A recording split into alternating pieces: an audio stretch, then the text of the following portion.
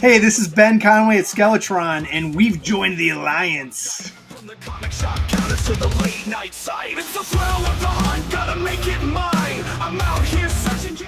This is Sir Dork, and I have joined the Alliance. I'm raising the stakes. Action figure alliance, yeah, we're bringing the noise. Rolling deep. Hey, it's Sean. It's Audrey. I'm Brenda. And we're Strut Family Crafts, and we've joined the Alliance. Plastic in hand, we're playing no games. From legends to villains, yeah, I got 'em all. I'm Adam from the Nameless Toy Company, and I've joined the Alliance. Every line, every way, from the past to the new. It's a bond, it's a crew, we're the real Toy Zoo. Tear it through the package. I'm Travis Mooney from A Toy Kind of Mood, and I joined the Alliance. Call it a phase, this ain't just a trend. These figures got history, they're my closest friends. Action figure alliance. I'm KJ, aka Black Dingus, and I've joined the Alliance. From the base of the shelves, we're making a stand. This is our world, you don't understand. I'm Mr. Retro, and I've joined the Alliance. Customs in the works, we go all night. From the rarest grills to the two-town fights. Each one's got a story burned. Well, I'm Jonathan from Nostalgia Unboxed, total idiot, but smart enough to join the Alliance. Heavy with my action toys, collectors unite. We're breaking the chains, plastic in hand. We're playing no. Hey guys, this is Ace, and Ramen Toy has joined the Alliance. From legends to villains, yes, yeah, I got 'em all. We're after legends. Hey everyone, this is Chris Scott from Grindhouse Toys, and I'm part of the Alliance. This is our prime. From legends to villains.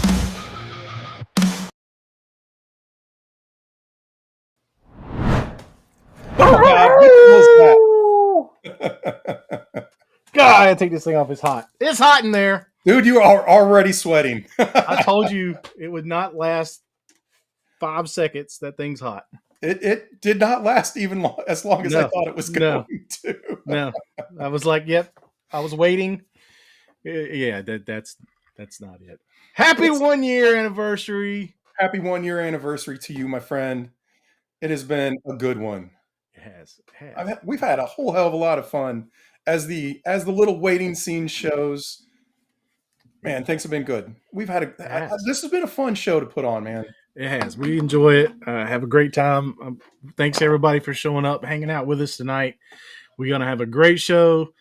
We'll talk to these guys from BigBadWorkShop, Bill and Mike. I think it's gonna be a good one, man. We got some giveaways. Yeah, got some giveaways. We got some cool stuff to talk about. Giveaway. Some cool stuff to show off. Yeah. Yep. You gotta stick around. You gotta be here too, and you gotta follow, subscribe. Man, the whole my USB cable is not getting where it needs to, but where it needs to, so you can show it off. You can see it in the corner there. Yeah, I'm hinting at it as if everybody didn't know. And then, yeah, we might have some special guests. I mean, we'll see if they behave, I guess. I don't know. So one person I want to shout out is this guy right here. He started this with us in the beginning. There was a figure fight before 4 times. I'm members. Well, yeah, exactly. He's jumped off to do his own thing, but we support him and he supports us. So we appreciate you, Abby, and you'll always be a part of the Alliance, my friend. Hell yeah, man. Hell yeah. And wish you nothing but success. And glad to see things are kicking ass for you. Yeah, they got 4 shows going. I watched. I started Transformers. We'll talk about that. That's a whole other thing. Yeah. I watched the Decepticast. They do a thing on Monday nights with Talib, 1980 with and that was fun. I was opening transformers like a little kid. Oh, so it was all on brand. yeah. It's fun. Cool. All right. Well, yeah, everybody, we've got 4 giveaways we're doing. So it is going to be a packed show. Yeah. We've got 2 special guests for our 1 year anniversary. Yeah. So numbers and things, and we might be repping the brand a little bit. Yeah, we got the brand going. Yep. So we're definitely going to be hitting up some Monster Force talk, but also some long box heroes, tons of other things. So Eagle Force. Oh yeah, Eagle Force for sure. what is it, Crimson Moon. Yeah. Man, and if everybody didn't have enough of it already, tons of emails have gone out. Yeah. This stuff is starting. Is close. It is so close. I can taste it. Yeah. Everybody's chomping at the bit. And then they get those emails this week, and they're like, they're coming. Oh, as a matter of fact, we might have a little early taste. A little early taste. A little early Oh, taste. look at that. Look at that. Little anniversary present. Yeah. So there might be a little review coming of that here soon. So That's cool. That's cool for sure. Yeah, love getting those emails. Man, chat is hopping already, which is good to see. We're definitely going to be looking for some interaction there, some Q&A stuff. Although we can't guarantee answers. We've already been arguing backstage with Bill and Mike about, are they just taking questions or are they taking questions? we may get a few no comments. Yeah, there might be some of that. We're going to ask the tough questions, hopefully. So yeah, exactly. We got all sorts of stuff going on. So yeah, it's going to be a big one. I think we should just roll that intro and let's do it. Get the guys in here. 1 year. In a pleasant world where legends collide, tiny heroes standing side by side, guardians of playtime in disguise, action figure alliance on the rise. Join the alliance, come take a stand, with the many armies ruling the land. Hail to the heroes, loaded with might, action figure alliance, unite tonight. Oh yeah. So It's we like got werewolf guests. hair flying around. What's that? It's like werewolf hair from that thing where I ripped it off my head. All right. Well, let's bring them in, and we're going to bring them both in at the same time. We got Bill and Mike from Big Bad Workshop.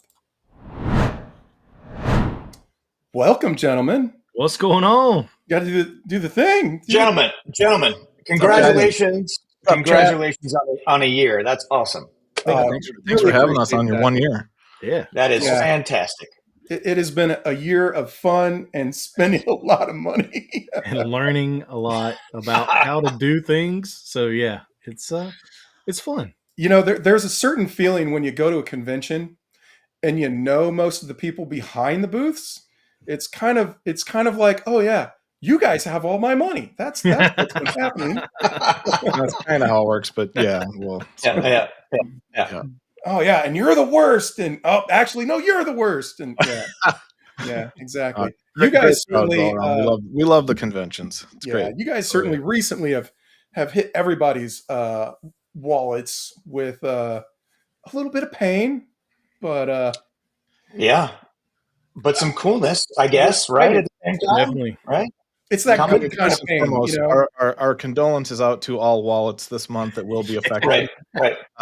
We also want to make sure that everyone's wife is going to be okay. I saw somebody's comment they were already spotted. Their wife caught the email. So I'm one of those folks. I have to be careful. That's why Pile of Loot's my best friend. So we're not processed yet, but they're imminent, and they're I think they might be showing up tomorrow, maybe for arrival. Now, keep in mind, this is a big toy store. A lot happens here. So there's some really popular green robots out there right now, and some other major companies stuff happening. So we're kind of going to be in line to get processed. That's kind of how this whole workflow works here at BBTS. Awesome. Some other companies' green robots? Yeah, someone named Devastator, I believe his name is. Oh, yeah. Okay. Yeah, Trey is grinning about that. He's gone down the rabbit hole. If you see over this shoulder, that is 1.5 weeks of Transformers, and it's a pretty good bit. So I kind of went crazy with some trades at 2 different events last weekend, the weekend before, ordered from y'all, ordered from some other places because that's where I could find them. And yeah, I kind of went crazy on Transformers. So I am looking forward towards the Devastator. I need Mixmaster, and I got it pre-ordered with y'all. How often do you have to reorganize that shelf? That looks very clean for the amount of stuff you got going on there. How do you prioritize the collection? Yeah. I call that the battlefield. And it changes. That. It changes quite frequently. Most of the time, it's got my Cobra collection, GI Joes, Action Force that's over here, Monster Force on the table now. So we'll take a look at that here in a little bit. I got a good All right, setup for that. So Ash is calling you out. Ash is calling you out. He says, "Oh, but you were only getting that one." And I was only getting that one. There with you, going, well, nope. If you look for the past 2 years at the vintage GI Joe I've collected, everybody knows I go hard to paint when it comes to collecting line. So, I'm selling Star Wars Black Series, like the Stormtrooper Army. So something's funding some of this stuff. So there's a little reduce, reuse, recycle, whatever. So we have this thing. Conscious. NC Underground Toy Swap, which is our buddy Ash is in the chat. We do that locally here in North Carolina. We have events every month, so we have a good resource here to buy, sell, trade, and move things around. So turn things around. All right. I have a special comment. I don't know if you guys saw it, but I have to highlight this. But yes, I have a very supportive wife. Yes, he does, which is super cool. But I also support her in some of her crazy hobbies. And as I've said before, the more that I let her get away with stuff with her hobbies, the more that I can say, but I let you do. And it generally kind of comes down to where things are getting displayed. He has a hippo skull on the coffee table. Yeah. Nice. My wife I was going to say that display in the back there with the lighting and all that goes a long way when it comes to wife tolerance. Yeah, it does. It does. Yeah, keeping stuff neat. And I have to have nice lights. I have to have nice arrangements. 12 scale figures can get a little bit busy, at a distance, but when you get up close on them, they look fantastic. So yeah, it's good. It's good. And it's good to have a wife. I appreciate it. I appreciate her much. So, well, guys, obviously we got Bill and Mike from Big Bad Workshop. How are you guys doing, man? We appreciate you coming on the show. We just kind of doing great things. Yeah, doing great. Well. Yeah, happy to be here. Especially for the anniversary. That's awesome. Yeah, man, we appreciate it. So when a big set of releases is coming, is that like, how is that feeling treating you? Like, are you excited? Are you concerned? Are you worried? Like, or is stuff just so busy you can't even contemplate? Well, I mean, yeah, I see. It's interesting. Now that Mike and I, are working together closely, it's great because we have different approaches to everything. I'm like, I've been making toys for a while. They'll get here. People will get them. They'll be happy. I know they'll get them. They're going to be great. Maybe they're running a little late, but it's fine. They'll make it. We're all good. And I don't know, Mike, you want to talk about your kind of where you've been the last week or so, where we're trying to figure out what this stuff is? I'm with the people, right? So I'm a service guy by trade, and I'm on the outside looking in. We advertise this stuff. We show the container reel. Like there's an expectation right now for this stuff to happen, and so I'm like with everybody else, like, come on, we got to get these things in and run them through. So I'm trying. I'm doing my best. And then once they land, I know Bill gets a little anxious, like once everybody gets their hands on stuff, but it's good product. Let's be honest, right? It takes a long time and we put a lot of work into it. So we're really excited once these finally get into the hands of the fans to see what everybody does with it. Cause it's so cool. It's going to be a great wave. That's awesome. I should say season. Yeah. It feels like a tsunami in terms of waves, but we're working through some of those things. It's going to be a good season for sure. So we're getting season plans and all that stuff would be nice right about now. Yeah. So we're getting season 2 and 0, right? Yeah. So Bill, you want to speak to how that story got split out over the time here? Yeah. I mean, so season 1 obviously has hit. The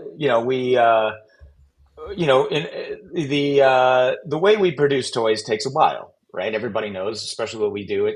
We solicit early, we go and make the thing. So it's like an 18 to 24 month cycle. So during that cycle, we have a lot of opportunity to also listen to fans and get feedback, change some things, move things around. And we were like, we were brainstorming things along the way. We're like, we solicit these things out of season 2, but let's start to get into the nitty gritty of the story a little bit, which we kind of knew already, and we had time to flesh it out. And we moved some of those characters back to kind of season 0. And so you'll see a lot of the zombie characters and stuff kind of show up more of as a season 0 of stuff. And that's how we kind of split up between season 0 and season 2. Nice. So it is kind of like a timeline, like a chronological progression based on season number, not necessarily release wave number. Yep. Yeah.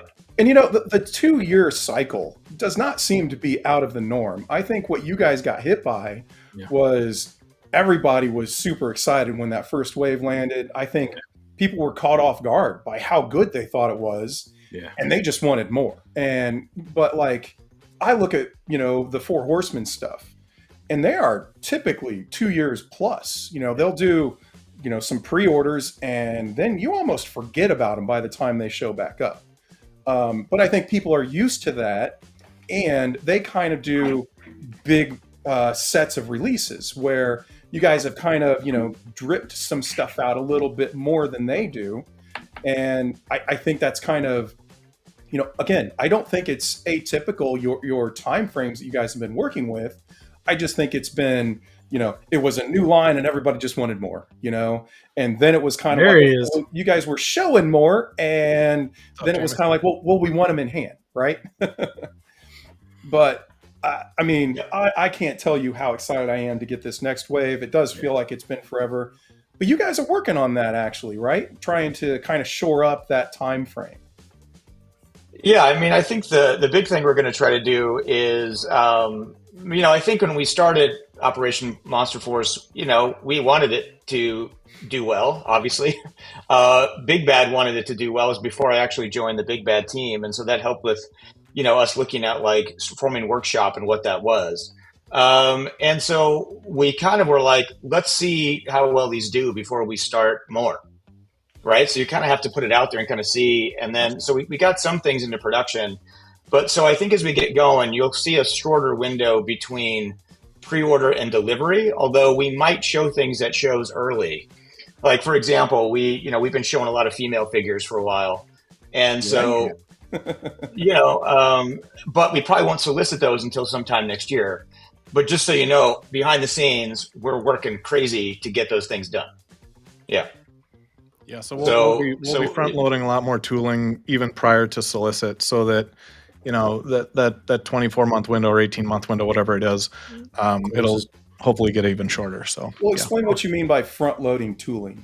Yeah, so if you look at how some independent creators will take their project and they'll have to go out and they'll have to seek funding, then they have to fund, and then they kind of start from scratch. They might have some sculpts or some concepts, but nobody has steel yet, right? So nobody has all the parts they need and all that stuff drawn out, and so that process is very, very timely.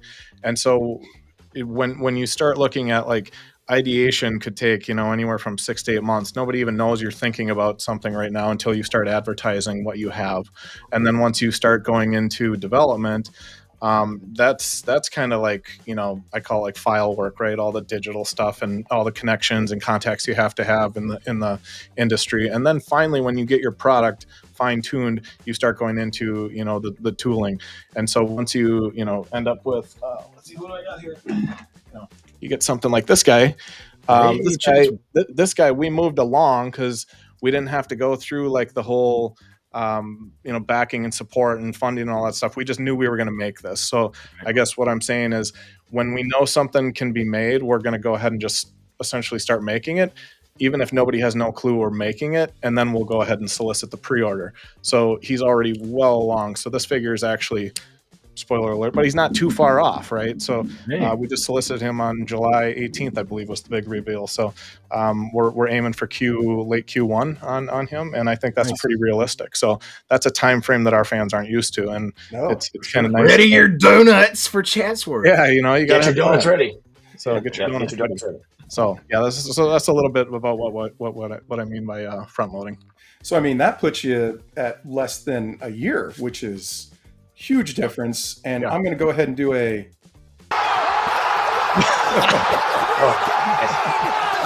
Because I Well, mean, it's our biggest complaint, right? The stuff takes forever or whatever, Yeah, and we get it. We yeah. hear that, and it's honest, good, constructive feedback. So, you got to work on problems to solve them. So It's good you listen to the community and you Absolutely. hear that you're moving forward, trying to find a solution to it. We like that. We like to hear stuff. And actually, that was a question that Abby had from Figure Fight Club. He said, "Do you guys have your ears to the ground, listening to the fan base and the consumer experience?" Yep. Obviously, yes, Right here, based on what his you were ears. saying, but you don't do this. Yeah.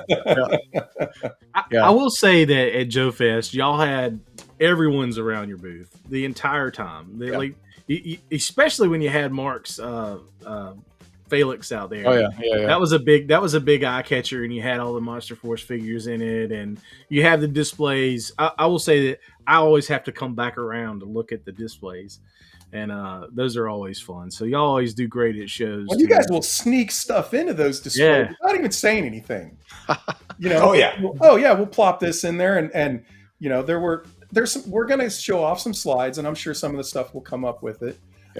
But yeah, I mean, that's sneaky. That's a way to definitely get people to keep coming back around.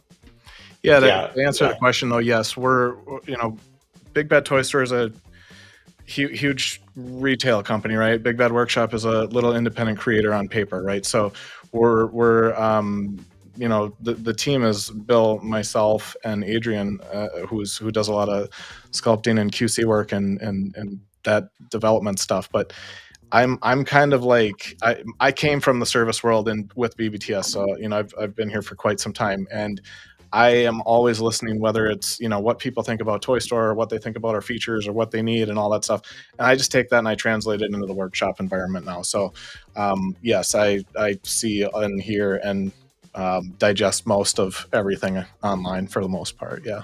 Nice. So that kind of leads into one of my questions is, how does the creative process work with coming up with characters, with sculpting, with some of the artists that you use? Can you talk about some of those folks and how that process works to get to where you have character development? Yeah. I mean, so Sean Work, who's the co-creator of Monster Force, and we'll talk about that specifically for a second. I mean, that all starts with story.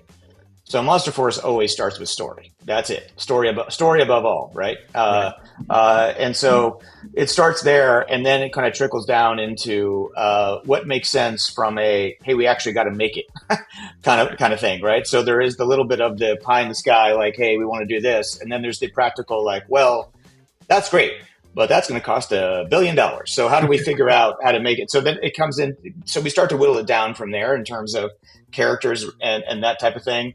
And then, we do a lot of different design work. A few different artists will come in. I'll do sketches myself. We'll figure out some things.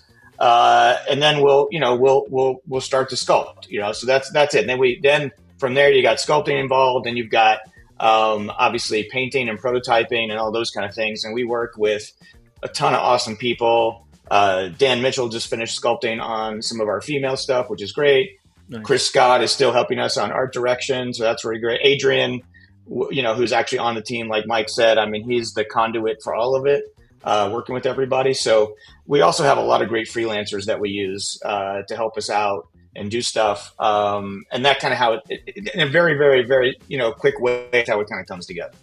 Awesome. Story above all, that leads to my second question of, is there a plan to flush out the story more into a comic book, be it physical media or digital media? I know you had a digital version that's out that you could download on Big Bad Toy Store right now, and scroll through. But is there a more story? I mean, in the inside of the flaps, there's a page. Are we going to collect more of that so we can get more of that story behind the characters? You are going to get more story. It won't be a traditional thing that you're used to seeing. Okay. So it will be story driven. It will be something you can, that we're going to print and buy at the store, but it won't be a comic.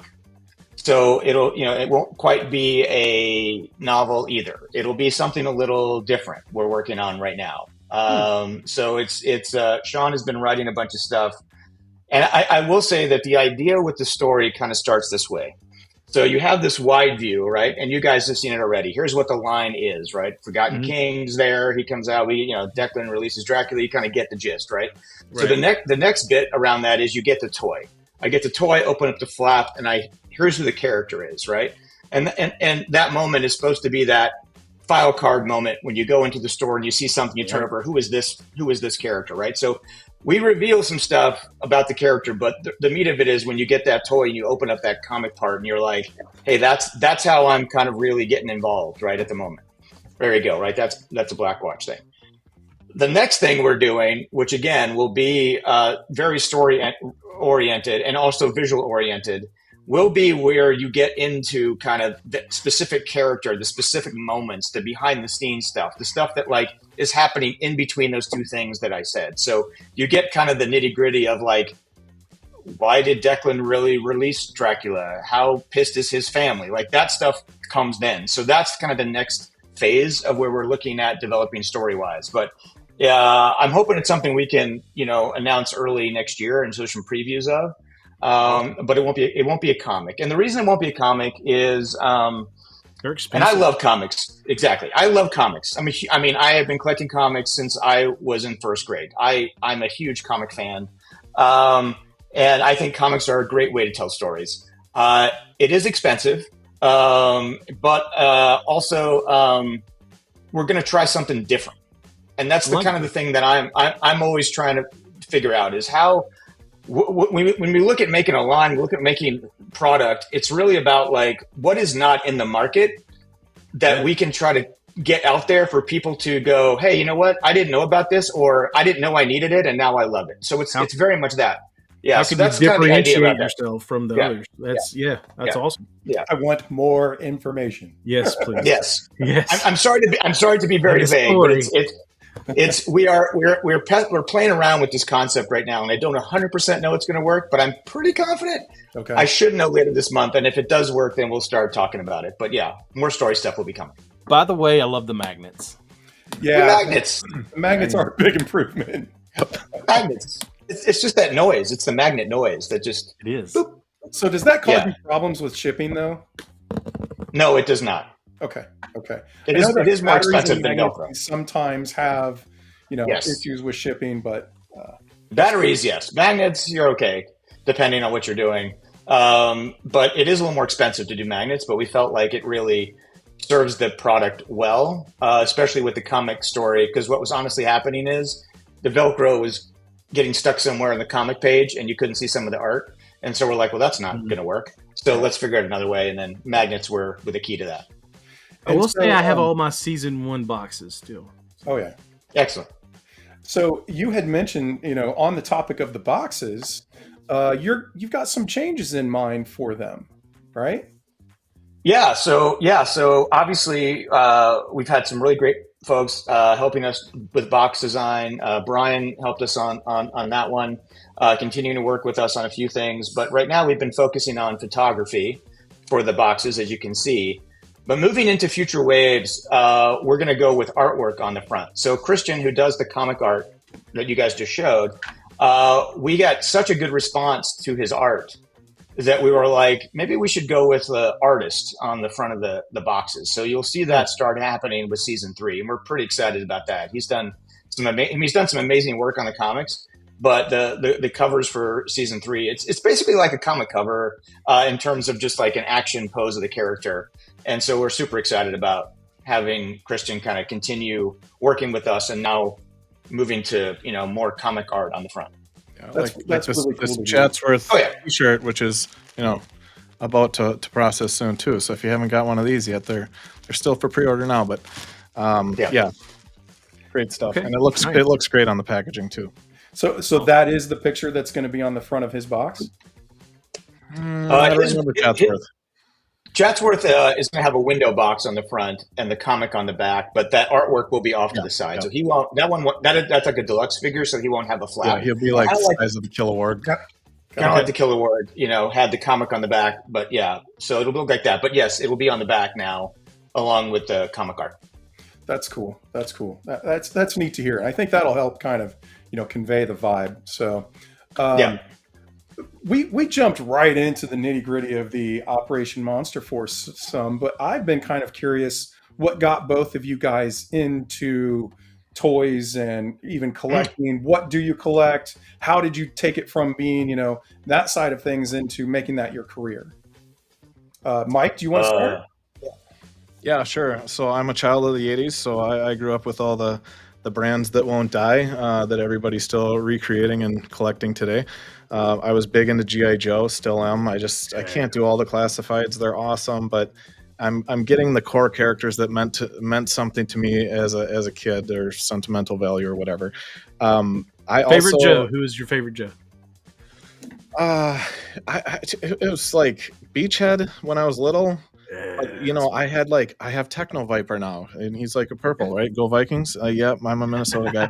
So, nowadays, like, I have one of those wife things we were talking about, right? And I have a couple of little kids at home, and so I have to be careful on what I bring home. So my pile of loot is very active compared to my physical collection. I have a lot of boxes. I have the Modu case stuff getting on display. I'm starting that finally. Nice. So working at Toy Store, it's really easy to get back into this stuff. I stepped out for a little bit just when I thought I was out. They pulled me back in. I started getting into things like, the articulated toys, because I was like, oh man, these things I was big Toy Biz. Spider-Man, the Saturday morning Spider-Man is probably my favorite toy line, and that continues today. So when I got back at Toy Store in like 2012, I had sold like most of my stuff, and then I like started being around it again. I was like, oh man, the articulation's crazy, the paint jobs are awesome, but it's really expensive stuff. I better take it easy. But I started getting, get a couple of those, and then all of a sudden you have a whole garage full or whatever. So then I was getting into statues, and I was like, this is simple because it's a talking piece. You don't have to like open and move it. You can just display it once and be done.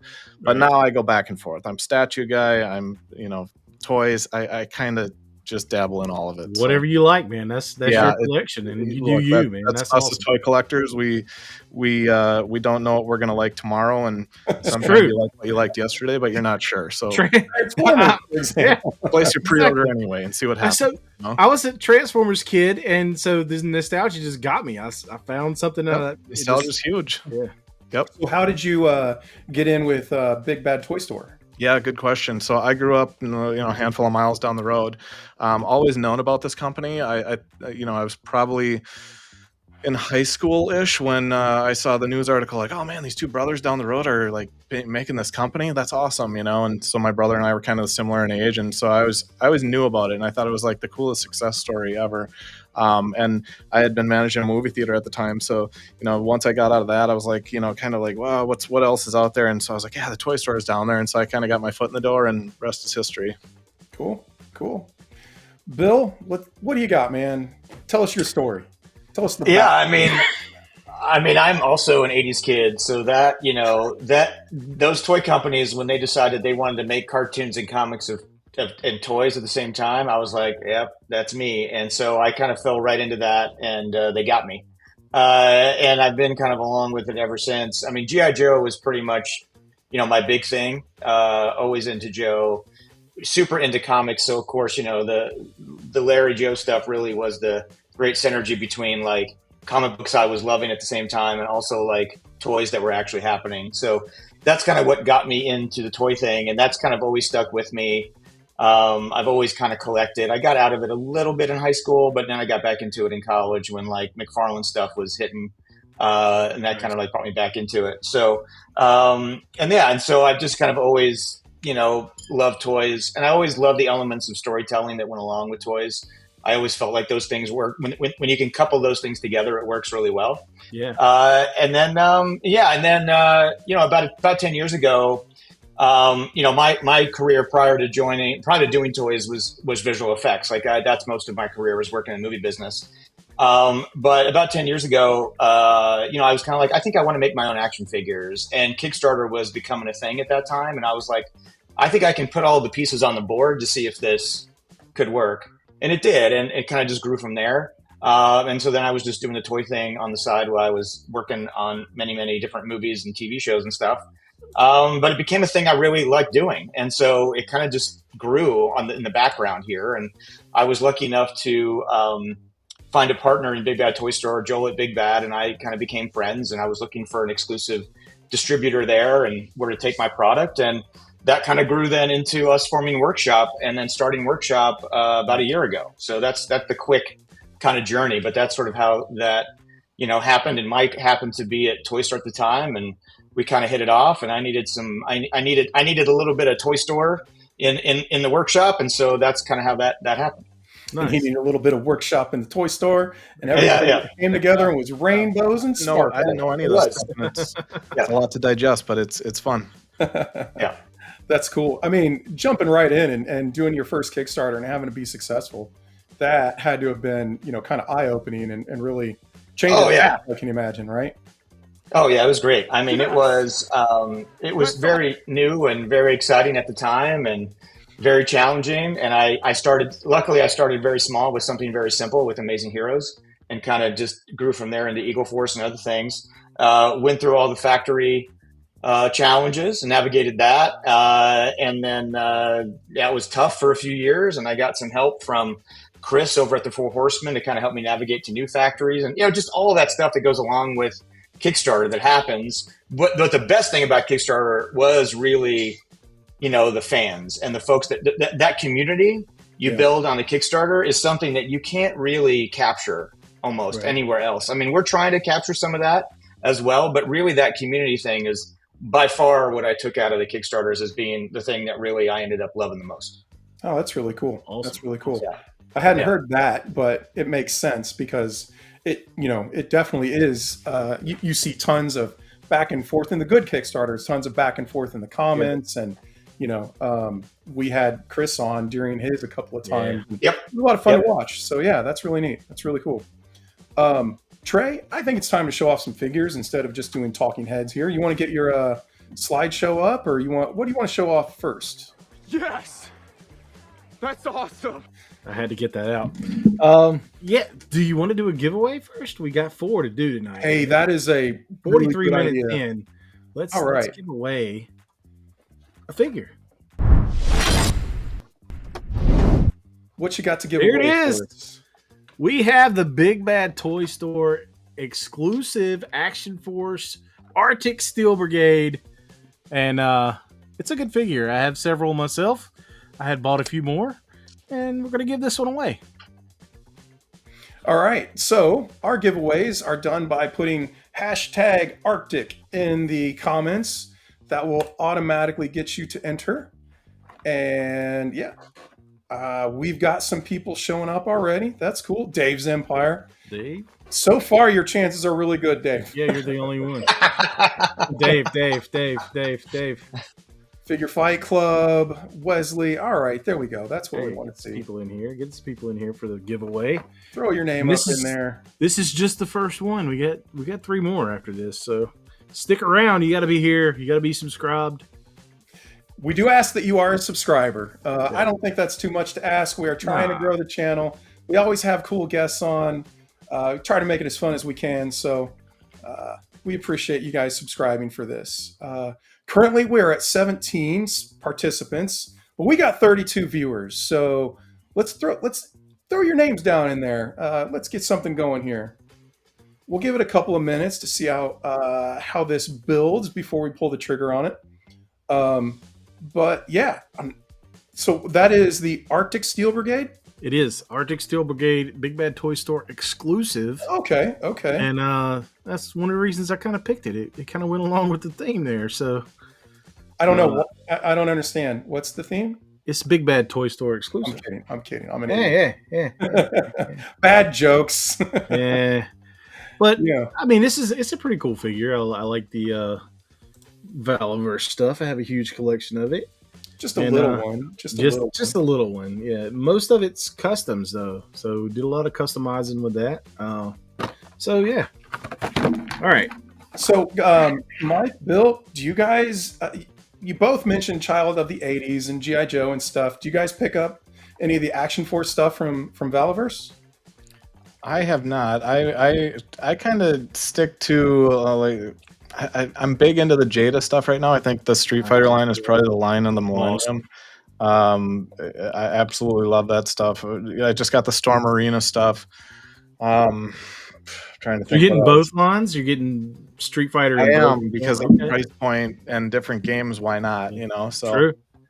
as I said, like when I was in, I don't know, ninth grade or whatever, my wallpaper in my room was all the Toy Biz boxes with push pins in the wall. My dad probably hated me, but now I'm like, gosh, I kind of want to do that again. So I do not want to miss like a Spidey retro card. Those are my favorite. That's kind of what's in my pile of loot right now. I do things like Super 7 and the Mars Attacks, because I really like the 50s sci-fi stuff. So random, like I got into some Mondo 6 scale stuff, and I probably shouldn't have. I'm like, I don't need the Venom, but I do need this Venom. And then you got to get Spidey and you got to get Carnage. So it's a rabbit hole, man. It's a snowball. It's a snowball rolling down So, no reason, large right? mountain. I take it you're a Maximum Carnage guy. You like this? Absolutely. Yeah. Probably my favorite. Yes. Yeah. Awesome. All right. So we got some people in here. We are at 24 people entered in the giveaway so far. 10 of you are missing out. Hey, and maybe they're choosing to miss out. Maybe they got this already. And that's cool. That's cool. They don't army build like me. Everybody else a better chance to get in on it. I think that's nice. Let's give this just a couple of more. See if we get. Okay. See, can we get to 25? Watching these numbers here. Have you guys seen the Mondo, the new He-Man line that they're doing? The 2000X stuff. Looks great. Great. God. That claw looks sick, man. They're brutalizing my wallet. Wallet share is such a thing in collecting. You just, and we're part of it, right? So I mean, we're asking people to spend money on our products, and it's like, I get it. There's a lot of competition out there, and there's a lot of stuff. So it's important. All right. Well, we are at 24. We're gone here. Type Arctic in before I manage to get my mouse over that start button. Hashtag Arctic gets you in on the giveaway here. Let's see if we got. Okay, we got another one. There we go. All right, so Big Willie. Let's pull the trigger on this. Yep, we got 25 in, and I'm pulling the trigger. Oh, that's neat. That's very cool. All right, we're slowing down. Who's getting it? $1. Oh, Dave, you're old if you get that. G.I. Joe for life. All right. Hey, G.I. Joe for life. Hit me up on Instagram. If you don't have Instagram, hit us up through our Facebook group. Our Facebook group. Yeah, we got a Facebook group too. You can reach out to us from any of our socials. I think most of them are in the description of the video there. Just reach out. We will get that out to you ASAP. So, yeah, man. Next one. Awesome. I am going to reset this and change it up. We're going with this because we've got a Cobra Claw coming up next. We're not going to give it away right now. Not yet. But that be ready. It's coming soon. So, Trey, why don't you get your share going so we can look at some figures? Yeah, let's roll. All right, sharing. Well, congratulations again, G.I. Joe for life. That's super cool, man. All right. Trey's got a 1-year anniversary slide. Look at that. Yeah, look at that. Yeah, we made it a year. Now we're going to get a divorce. Oh, no. Nah, Don't do that. Here we go. Oof. The Red Demon. Oof. This is so sick. Talk about the story behind this guy. I cannot wait to get this. Red and black is one of my favorite color schemes when it comes to figures. I absolutely love this thing.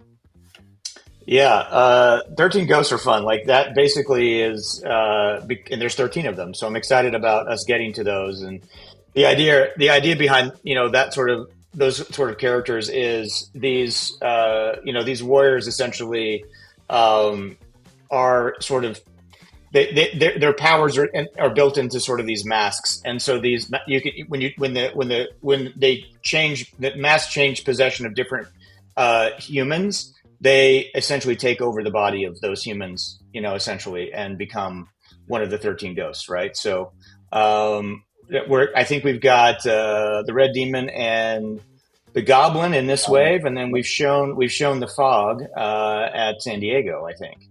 Nice. And for those that are following along on the world of Eagle Force, there's crossover into Blade Cuts Both Ways, which is a subline of the world of Eagle Force. So you'll see a lot of these things that will come, that we've maybe done in 4-inch that are going to 6-inch, and you'll see some of these things that are 6-inch that will move into 4-inch as we're doing characters in both of those scales. Like we've done the Goblin now in both scales. So you'll see things kind of cross over like that. So the Red Demon is a good guy and the Goblin is a bad guy? The Red Demon is a good guy. Most of the 13 ghosts are good guys, but there's 2 13 ghosts, the Fog and the Goblin, who are not. Okay. And they're kind of attached to a character called Savitar, which was one of the characters from Eagle Force. And so there's a whole story how Savitar is able to control these 2 13 ghosts versus the other ones. And so that kind of evolves into kind of their own Blades Cut Both Ways story that will be a spinoff, it is a spinoff of Eagle Force, but also we will look to do that in 6-inch as well as we continue to grow out the 6-inch line. Nice. Looks Awesome. killer. I mean, you've got modern samurai operator kind of look going on. Yeah. I think I got the test shot here. You guys want to see the test shot? Sure. Yeah. Awesome. Maybe. I mean, I don't know. Does anybody want to see that? No, you don't want to see it? All right. We'll be reselecting these season 3 part 1 figures with even more photos. So we just kind of threw up a teaser this week. Not claw yet. We're not there yet. Just hold off on the claw. So that's kind of the test shot we just got in the other day. So I don't know if you can see that there kind of thing. And no, that looks great. That's awesome. Let me throw on the backpack. The backpack is kind of fun. So the backpack, you can put the blades in the backpack and the size in the backpack, and the swords go in the top here and stuff. So there's large comma, and then you have size and then sword, 2 swords. Is that right? Swords go in the top. Oh, they're in another bag, but they go in the top right here. So look at those dual disc elbows. Wow, those are smooth. Oh yeah, this has got the new articulation we're implementing on all. I don't know if you guys can see this, but we're implementing these on all figures moving forward. So if you've gotten any, when you get some of the let's see, season 2 figures in the suit bodies, they already have that kind of articulation baked in. Yeah. Yeah, we'll talk about that here in a little bit. So it's great articulation in this guy. Carlos says Blade Cuts Both Ways, Frank Walsh in 1/12 scale. And then he's got some praying hands. I think that means he wants that a little bit. So do I. And you might get it. So yes. We're definitely going to continue to, like, the World of Eagle Force line, has a bunch of different factions. That's sort of where Operation Monster Force started. Then it kind of grew into kind of the 6-inch line, which is on its own. So you'll see a bunch of those things that will move their way into 6-inch as well. Cool. Hey, so we've got you on the big screen here now. Is there anything you want to give us a little hint of that you might have sitting around nearby? Well, I can't show anything, but I can give like a little. You probably aren't going to be able to see it because it's going to be really small. But it's like it's some fuzz here. I'm just going to kind of put that down there a little. What the little flock fuzz. is that? A little fuzz. It's very soothing. I may just do this the whole podcast. So anyway, that's my little teaser. We're experimenting with some flockiness. All right, that's pretty cool. Yeah, that's pretty cool. And we could show this. Ooh, yeah. So we just got these. These are production samples of our Soldiers of Fortune line as well. So we just got these guys in too. So you can kind of check those out. So is that the same body as this? Same it is. Sculpt? It is. It is that same one. Mike's got the other. These guys are dressed fancy in bow ties. Yeah, so I'm going to move over here. So yeah, these guys, what Mike just showed are the same figure. You can swap out the heads. Yeah. So those all come in the same figure. So they got playing cards. They got a little cigarette, that kind of thing. So yeah, You got and a really then cool briefcase that you can apparently open, right? Yep. Yeah, they got a briefcase. Yeah, and then part of that wave is also the the spy and the agency. So they got these guys coming. So that's what that looks like. So there's a couple things out of my desk. But yeah, nice. Everybody's ready for that. That's awesome. Yeah, so, yeah. Yeah, those will be kind of coming out of the factory probably in the next month. So definitely probably be shipping. I'm guessing. Don't hold me to anything. Mike's going to kill me for saying anything. But I'm hoping they're going to be shipping to Big Bad closer to the end of the year. Yeah. Damn. The whole wave. There's a couple of characters that'll be sooner. All right. Yeah, all right. just those two characters. The other parts of the wave are probably going to hold off a little bit because we're picking surprise.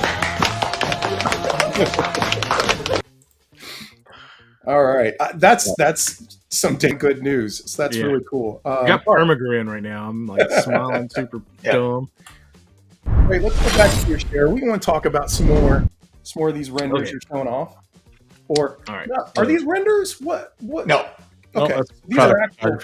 Nice. Those are products. Yeah, those are samples from the factory that we have. So you kind of mentioned the goblin earlier. The mask is haunted. It's possessing that person. Talk a little bit about that part of the story. Yeah, it's the same kind of thing. Like again, these masks basically possess the individual. So like you could have a scenario where the character maybe is hurt or dying, and his last thing is he takes his mask off and puts it on someone else, and that form dies. But then he possesses that person, and he runs away and goes. So it's that kind of thing. Like the masks essentially possess the humans, so they can transfer themselves.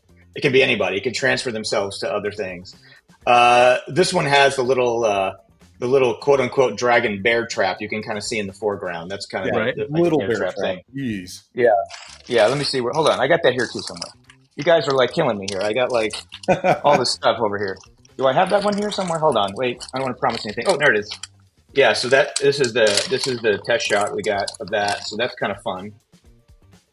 You can kind of see that. Oh yeah. Nice. Yeah, and it kind of opens up and. Oh, dude. So the goblin is like a master of like traps and those kind of things. So he comes with like little spider bombs and all sorts of different stuff like that. That's cool. Spider bombs. Yeah. Okay. Yeah. All right. Yeah. All right. Awesome. So moving on to the next character, we got Mr. Martin Von Cannon himself from Gridiron Studios. Talk about your collaboration with Mark. And how? Mark is great. So I was a huge fan of Gridiron, right? Like and the stuff they were doing. Not only the product, but just Mark in general, and his business and how he has been working and do stuff. He works with his sons, which I think is pretty cool. I have 2 sons as well, so I loved all that, and also the product were great. So I hit Mark up and I said, "Would you want to do some collaborations?" And this is the thing too. Like I am not a huge military buff guy. I don't know a lot about weapons and those kind of things. So I needed someone who really kind of understood that to help us grow the line. And Mark was like, I'm that and more. So Mark kind of was like, I can help you guys do this and figure out what guns they should have. And so starting with season 2, you start seeing, and 0, you start seeing more Gridiron stuff kind of come in here. And so they essentially designed a lot of the weapons. We're producing them at the factory, so they're not making them through their process. But they've designed a lot of the weapons we have. And then I had this in Gridiron too. So like, oh, nice. Yeah. Okay. Good. Yeah. So I mean, they're different, right? I mean, one's 3D printed, one's factory produced, but the designs are the same. And Mark, I just thought it was a fun idea to go, okay, Mark is supplying the guns to to Monster Force the toy. What if we made Mark a character who supplies guns in Monster Force in the story? Gun runner, right? Yeah. So I was just like, well, that could be, I just thought it was a kind of an interesting kind of thing that you could have this happen sort of in the real world and or kind of mirror it sort of in the fictional world. And Mark, being Mark, was all for it. And so Mark's got a figure before I got it. You don't see anything with my face on it. So I mean, Mark is much more handsome than I am. So anyway, we went that direction, and now Mark is that. And then also now we're spinning off that. We announced at Comic-Con Gridiron Warfare. Yep. So we have now, Mark's big thing. He really loved what we were doing too, which was great. And he was like, look, I would like to have my own figures that could display with my weapons. I've been either using customs or other things. And I was like, well, maybe we can do this figure and we can spin it off and do some skull crushers. And so that's kind of what ended up being in Gridiron Warfare. And so that was the first figure we showed at San Diego. So that was kind of fun too. So that's kind of a spin-off line where we'll see more versions of the Skull Crushers and kind of maybe some weapons packs and some other things. Again, if it does well, we're excited about throwing it out there and see kind of what happens. I was looking for that head sculpt that he printed and that comes with his figure, and I have it somewhere. It's just not within an arm's reach from it. Yeah, that one. That's all. It's this one, but it's gold. Like he did the gold version. We did. This is the red version that's available. If you buy a full set of season 3, you get this head pack with, I think this is in it, and then there's a variant. I'm sorry, my camera's over here. Mr. Legacy mask. Nice.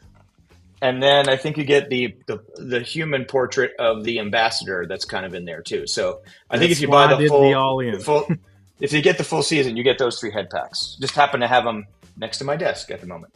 So we got another question from chat. Dave's asking, everybody does fit body characters. What about thick but muscular and badass? I think that's coming. I think we're expanding sort of our various body types. Obviously, we started with a military figure. We're kind of doing suited figures. Now we're doing female figures. So we'll see that continue to grow as the lines continue to grow. And all of our stuff is compatible with all of our other lines, right? So you've got we launched Mike's Brainchild, which was the NPC line. We showed some of that at Comic-Con. But you'll see that. You'll see, Soldiers of Fortune and Monster Force. All of those things are compatible. So you might see maybe a bigger figure start in another line, but then we'll maybe use some of those parts for Monster Force as well. But yeah. Cool. Nice. Right on. That's good to hear. So what do you got up next, Ray? Figure is Mr. Legacy. So I'm curious about this guy because in your previous one, podcast that you did with Mike and Zakanen, you mentioned you have to have this guy. Yeah, you have to have this character. So Mr. Legacy, who was also right here, by the way. He's also right here. He's right here, live in person. He shows up, makes an appearance. With the alternate mask. With the alternate mask. So this character is interesting. So if you've been following along with Fresh Monkey Fiction, other things we did a comic book called The Midnight Men, which is on our website. We have a digital download you can get. This character shows up there. And Sean and I wanted to bring this character sort of into that storyline takes place World War II. We wanted to bring that character forward into Operation Monster Force. So he also shows up here because we just love the character so much. And the character is sort of a pacifist, but he, is sort of a strategist, helps Operation Monster Force figure out things. He understands. He's not a sorcerer or anything, but he understands magic and he understands all this other stuff. So he's kind of there to kind of offer sort of guidance and wisdom around the supernatural. That's sort of his character. But this character has a very big role to play in upcoming seasons. Nice. So I just always highlight that because he's not like the typical, you just showed Mark's character. That dude has big ass guns and the whole thing, weapons, the whole thing. And so that's exciting character. Mr. Legacy maybe doesn't come off super exciting because he's more of a scholarly character with a book and a cane and that kind of thing. But story-wise, he's very critical to where things are going to go kind of in future seasons. So I kind of emphasize that with folks. And I think as you get his toy and you read his story there, you'll start to understand kind of how he folds into the whole Operation Monster Force storyline moving forward. Cool. Yeah, looking forward to checking that out for sure. So is this the same person that was around in World War II? Yeah. So it's the same character that shows up in Midnight Men is still here. Yeah. So he's I wouldn't say he's immortal, but he's definitely long-lifed. kind of thing. Yeah. I'll yeah. definitely be Yeah. checking that out and downloading Yeah, that yeah. and reading it. So awesome. Next is Dr. Tanis Rand, the geneticist. Oh yes, Dr. Rand. Dr. Rand is responsible for creating essentially all of the werewolf type characters that you see in Monster Force with the Forgotten King. I wish Sean was here. Sean could go deep into the lore. Maybe that's a different podcast. I don't know. Okay. Be prepared though, because Sean will talk for a long time. But he has a lot to say, and he I can like go that deep idea. into lore. I am going to take you up on that. Yes. Yeah. We would love to have Sean on to talk lore. If you want to get into lore, Sean is your Yes. guy for sure. And so Dr. Rand here is essentially the character that essentially starts to play around with the genome of the werewolf and expands that into different types of werewolves. The first one we see is the Killer Org, which I think I have sitting over here. With this guy here. So, but you'll see other types of werewolves. They won't always be huge and massive. You'll see some that are more humanoid for the various reasons and stuff. So he's responsible for that, including his own transformation as well into the werewolf. Very nice. Moving on to the ambassador of Rylith. Raleigh. Okay. Yeah. Raleigh, Yes. like the city Like down the where we road live. from us. Raleigh. Yeah. Yeah. And this is sort of our step into sort of the Cthulhu type Lovecraftian sort of thing. So you'll see this character end up spawning larger, different creatures as we get into future waves. Yeah, that sounds great. Lovecraftian type of thing. So we wanted to have both, science, which we have with Dr. Rand, and then sort of more not so science with, as we get into, things that are more, creatures of, legend and lore and those kind of things that kind of come in. So that's cool. This character kind of does that. So he transforms into a Cthulhu. I am stoked to hear that. That's really cool sounding. Yeah, so is Sean. Sean is very deep into the Lovecraft, more than I am. And so he kind of was like, we need to do more here. And I'm like, great. So we're working on some other bigger type of Lovecraftian kind of character, monster kind of stuff for future seasons also. Awesome. So the next one is a character you don't know you want in your line yet, but it's one I created for the Monster Force Collectors and Customs first competition. This is Commander Zaldron. He is the commander of the Sleepwalkers. He controls the Sleepwalkers. He's in charge. Reports only to the Forgotten King. Would make a great figure in your line. All right. Created by me. All right. I love it. I love it. First and foremost, shout out to that group. I mean, yes. that Jay does an group amazing job. Else, so always high praise for them. All right. Breaking news here, at least for me.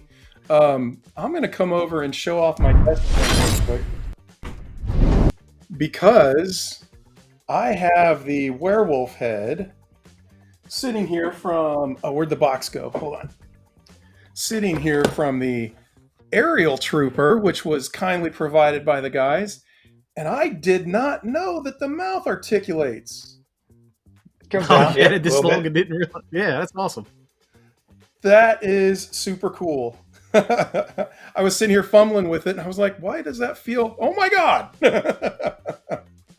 So that's super cool. And yes, this is the alternate head sculpt to our guy here. Oh, the aerial sleepwalker. There we go. Yeah. This is a great looking figure. I actually have a couple of questions. So first off, I dig the jetpack, and I mean, flying werewolves is just nutty. But I have a question. So one of the things that a lot of people, I think, including myself and Trey, if you don't mind me putting words in your mouth there, buddy, we love the modularity, being able to swap things kind of in and out. Not only, actual full-blown parts of the figures, but, all these little overlay bits. So this harness is actually built, it appears as a single part with the coat. And what I found was interesting was these two little pieces right here on both sides they've got like different peg sizes. Like on the bottom, it's a big square. Are these going to be reused on some other things? I was kind of surprised to see them being kind of unique pegs, in other words.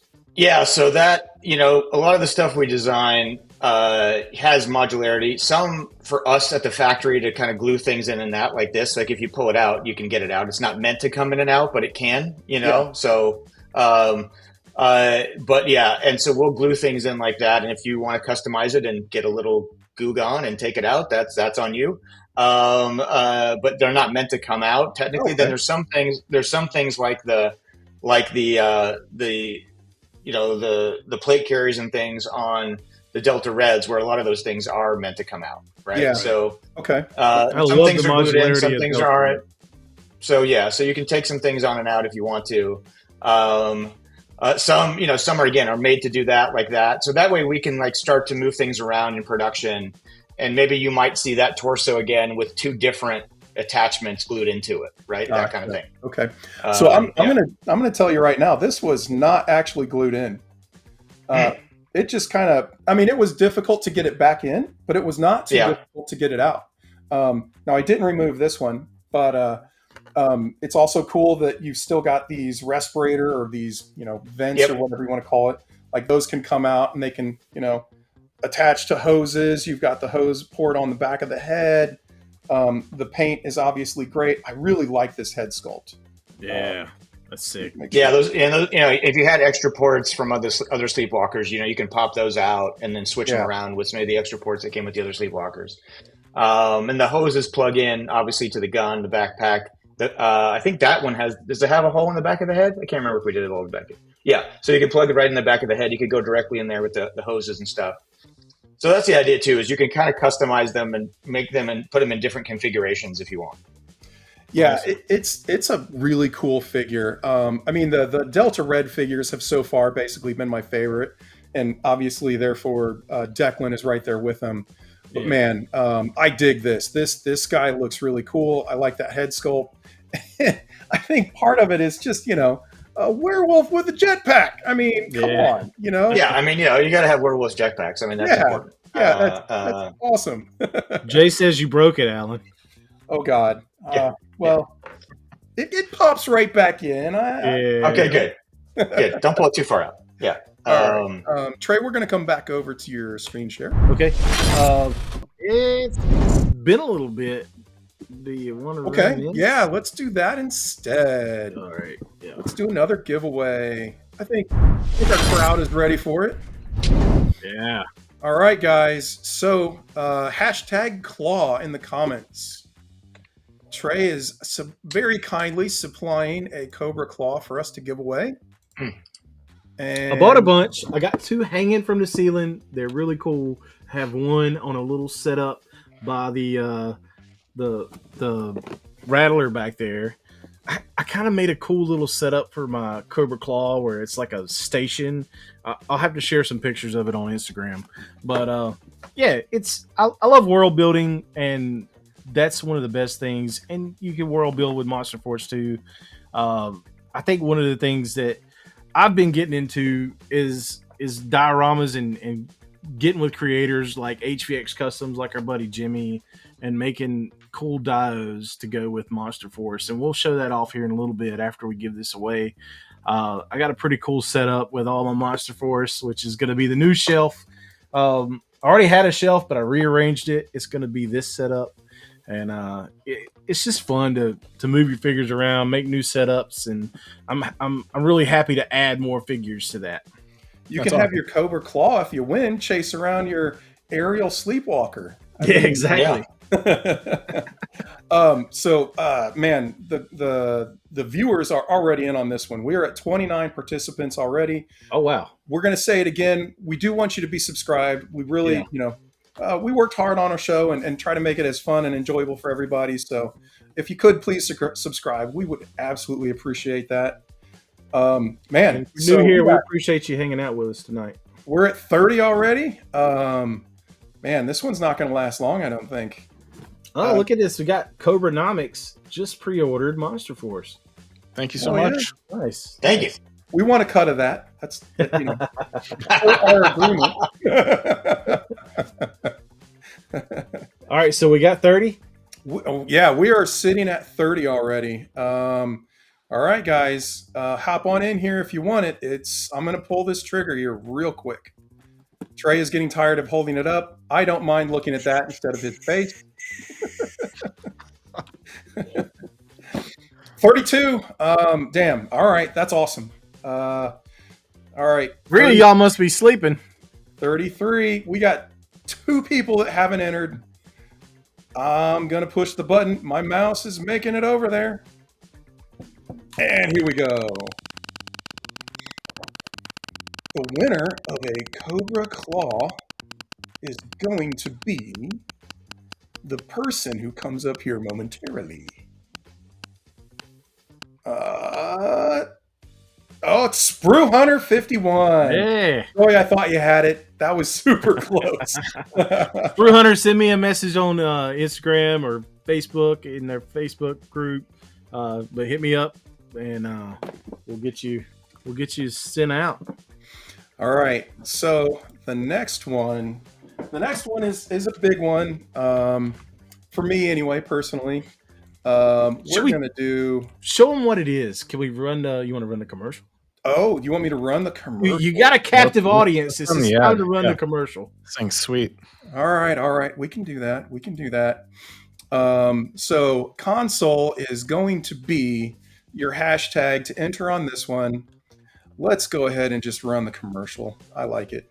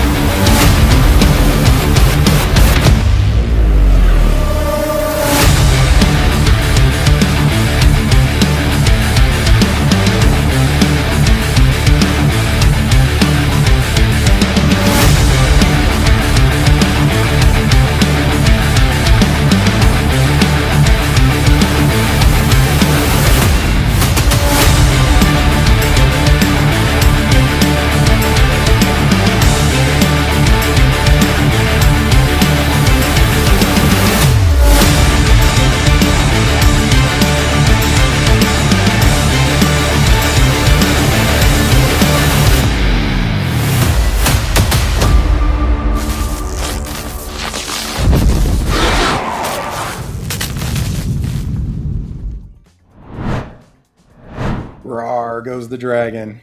Sweet. Yeah, guys. So you can go ahead and get started. Put console in the chat there. You'll get added to the raffle now. But we're not going to pull that trigger on that one for a little bit. It's already 9:15. We're going to go late. Yeah, it's all good. I think we're having fun. Yeah. This has been awesome so far. So Trey, you were in the middle of doing some sharing, weren't you? Yeah, let's get some more to slides? season 3, part 2.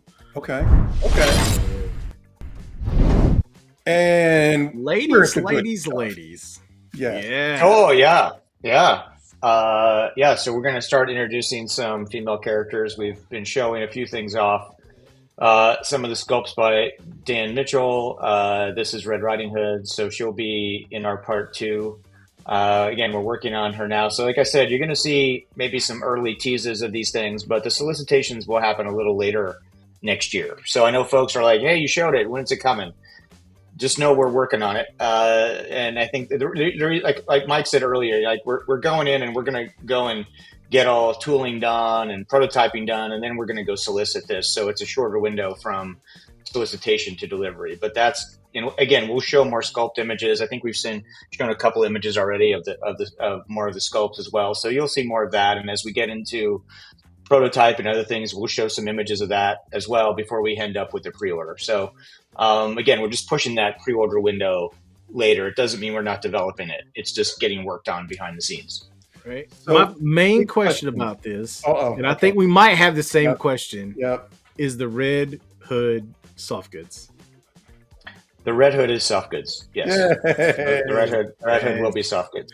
Yes. You listen to the people and I like that. I like that. Yeah. Hell yeah. And we got that in chat too. So everybody was wondering the same thing. Yep. That's we started doing some soft goods with Donner Party in season 2, and that worked out well. So we're going to continue that. Well, you'll start seeing more soft goods. What's that? Oh, little Michael Teasel thing showing up there.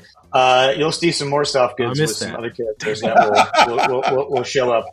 Will show up as well as the line continues. As the line continues, yeah. All right. So I want to go. Let's see. I mean, it's October 1st, right? I mean, you just got to have some skeletons laying around, yes. Well, now we got you on the big screen. You have to do it. There you go. Bad dude. Nice. That's fantastic. Yeah, we showed some of these guys. I think we first showed them at Comic-Con. No, I think we showed them. We might have showed some at Joe Fest. Was it Joe Fest? Yeah. Comic-Con on the bottom, so I don't know how many people saw them, but yeah. Yeah. And then we showed them again at Comic-Con. This is our partnership with the Foosh. So if you've gotten some of the Foosh skeletons in the past, we're working with them and doing some new parts and other things. And we've got a wave coming up soon that we'll pre-order that has those characters in it. Cool. Nice. Yeah, no, I remember seeing those going back. And the Foosh buck there, I guess if you want to call it that for being a skeleton, is really good. I've got one that glows. That's I guess one thing I can reveal sort of too right now is that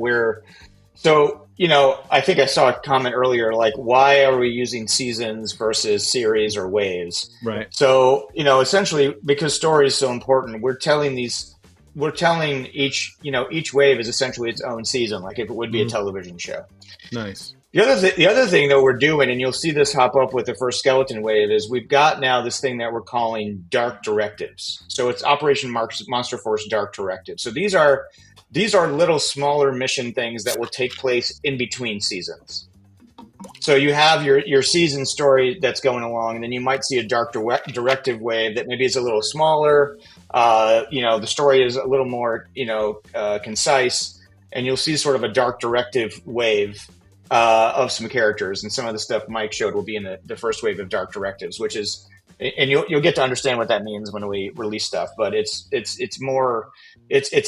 sometimes a little bit tied to the season, but it can take place off to the side.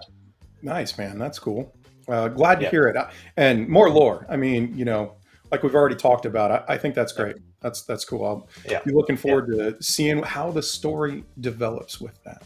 Definitely. All right, so moving on to the next, which is more of the ladies. Oh, the order.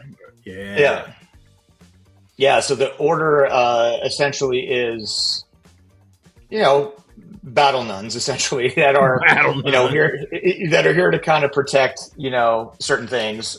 So you see this character will come with sword and guns and multiple portraits that you can have and that type of thing. So yeah, definitely excited about the order. And then there will be a Joan of Arc character that will be coming, but the order comes first. The order is kind of this army builder character. So the goal is that if you like army builders, you'll like the order because there's going to be a lot of stuff packed in there. Are those face plates or different heads? Those are face plates. Okay. They're all nuns, and we need 3. So yes, so you'll have different place plates you can kind of pop in there. Keyword Trey being need. Need. And then you'll we'll also have some different decos too. So you'll have, much like we did with the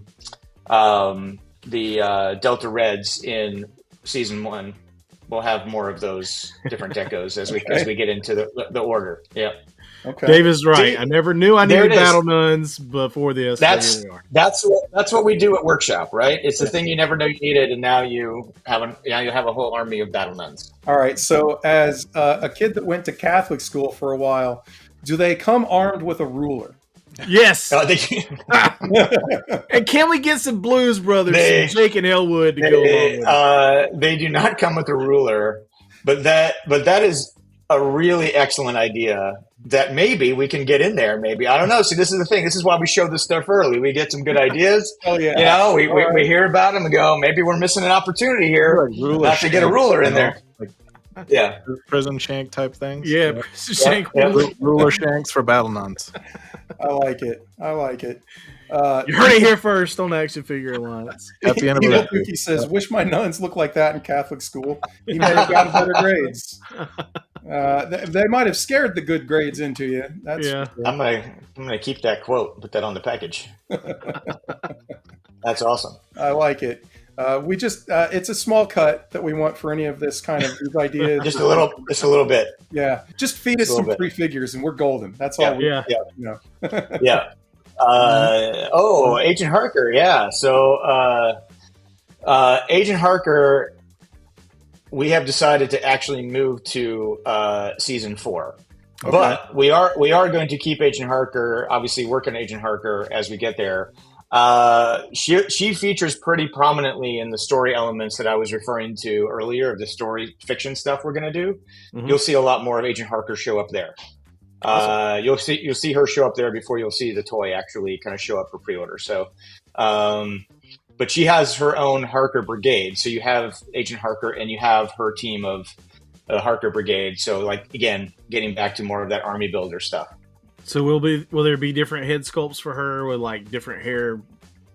I don't know if we're going to do different hair with Harker. She comes with a bunch of different weapons, but the brigade will have different head sculpts and stuff for sure because they're more army builders. Yeah. So the brigade, are we talking like Dreadnought style, or where kind of a lot of personality, or are they? You were saying army builder, so I'm kind of thinking that there's going to be soldier like more. Yeah, they're more soldier-like. I mean, you'll have some different facial expressions, but the idea is that you could build her brigade, with those characters. Yeah, with those figures. That's cool. Awesome. And we got Miranda Seek.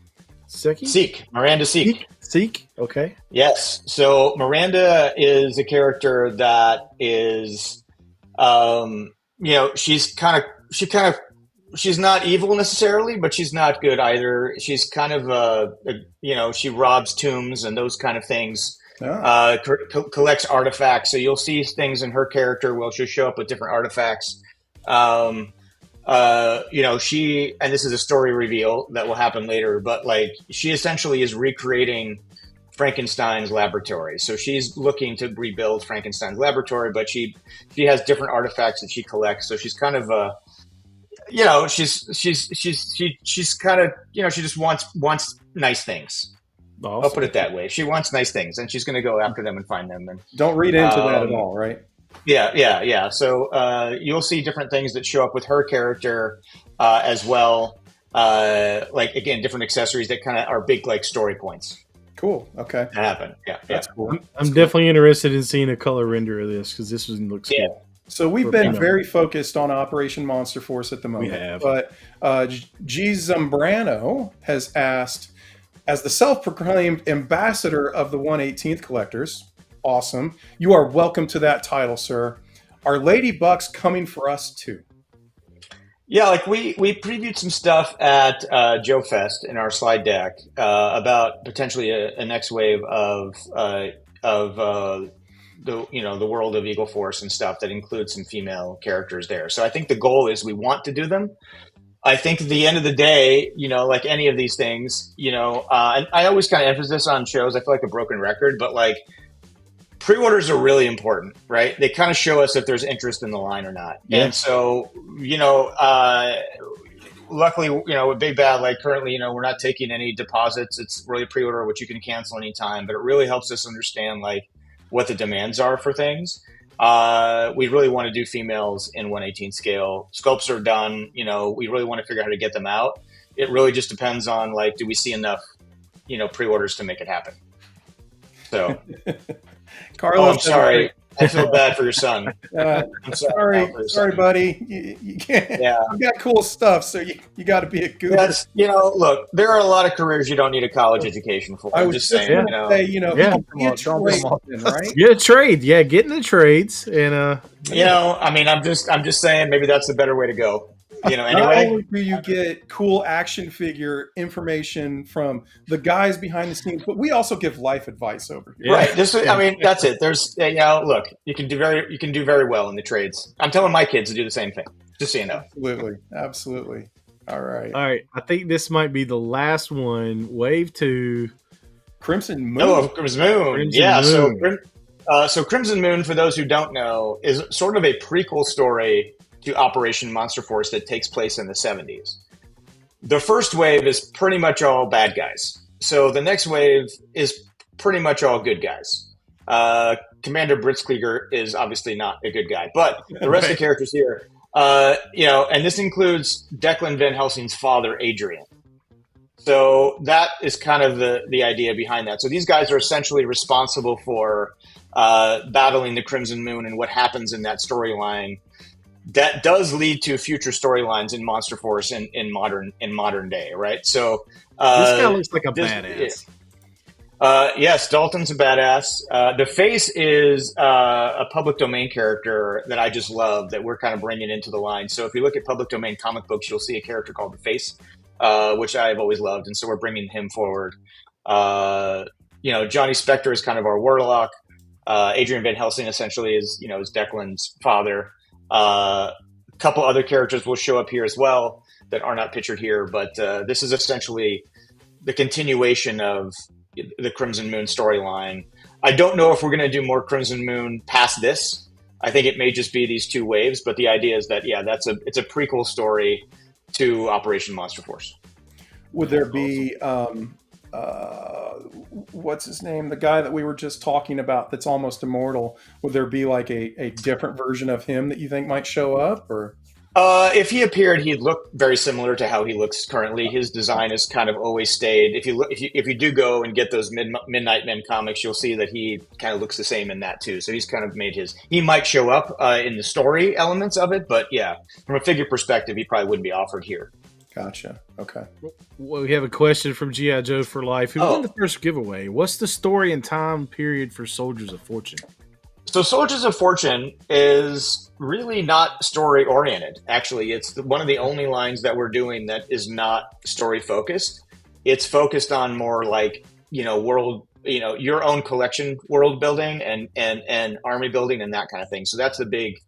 Now, if you wanted to take some of those characters and bring them into your other story, more power to you. But that build line your is, own world.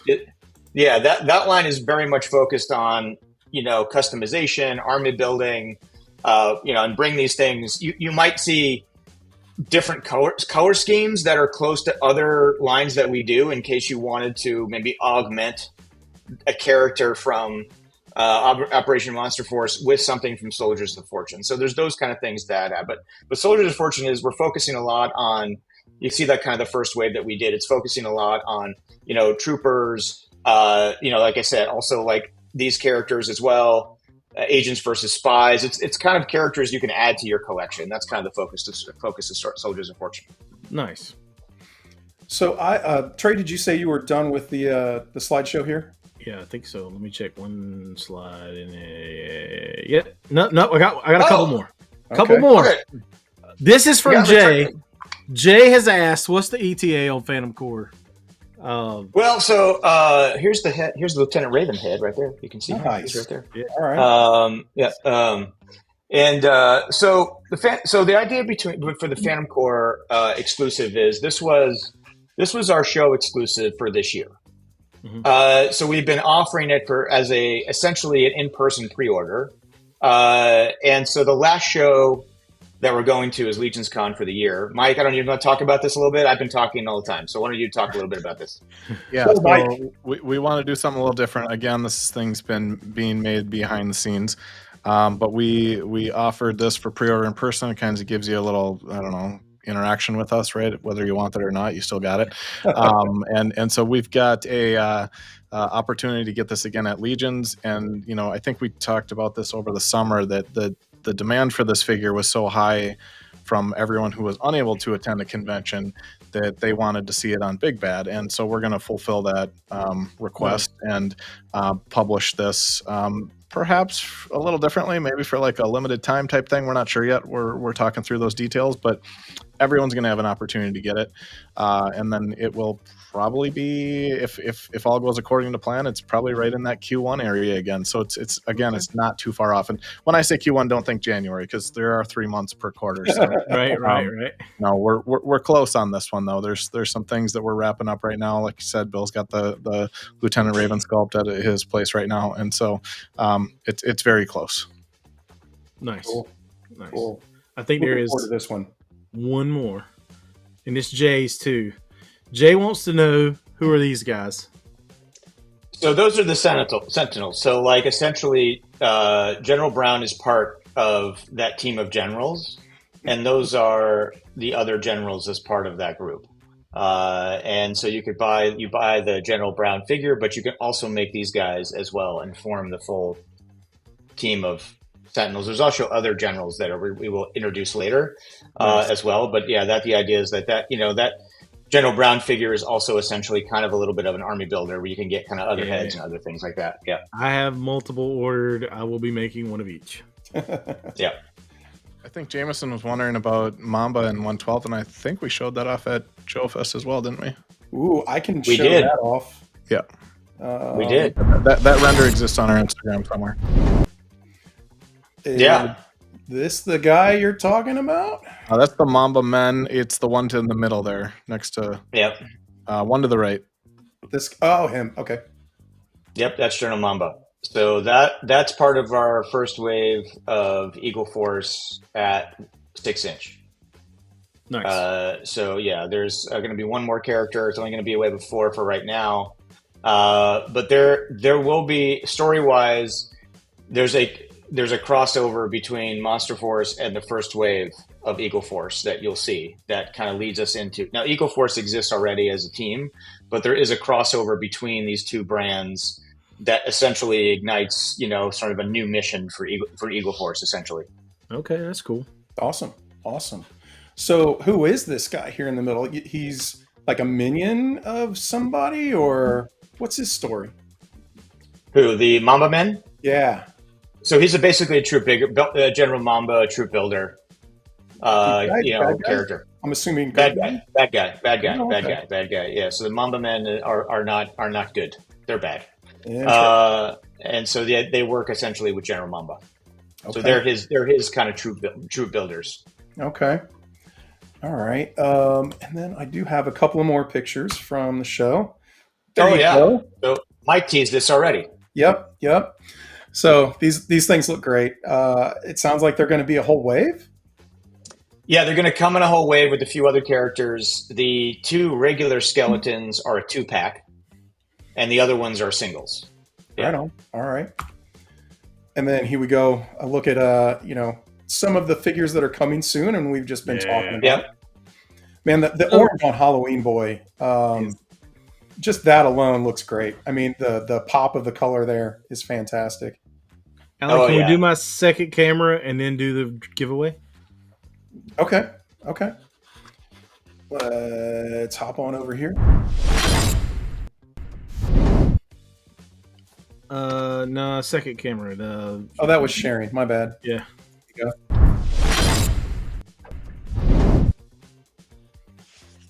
So I'm kind of going to walk away from the camera to go grab some figures, but this is my setup right now of the season 1 stuff, and there's a lot of custom stuff in that. The dios from HVX Customs, our buddy Jimmy, does amazing work. Commander Zaldron is right there. And this is another custom I've done.